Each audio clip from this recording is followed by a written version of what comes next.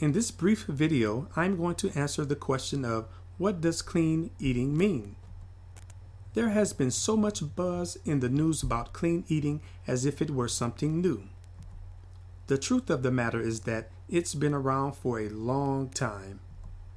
The only reason that you are hearing more about it is because normal, healthy eating has been coined clean eating. This catchy phrase has been trending for quite some time now. So, what exactly is clean eating? Clean eating, put simply, is eating food in its most natural form as nature intended it to be eaten. It's eating food that is not manufactured, not packaged in a factory, hasn't been designed by food scientists, and doesn't rely on clever marketing tricks to sell it. Clean eating is not a diet, it's a way of life. Remember to keep investing in your education about diet, nutrition, and healthy cooking.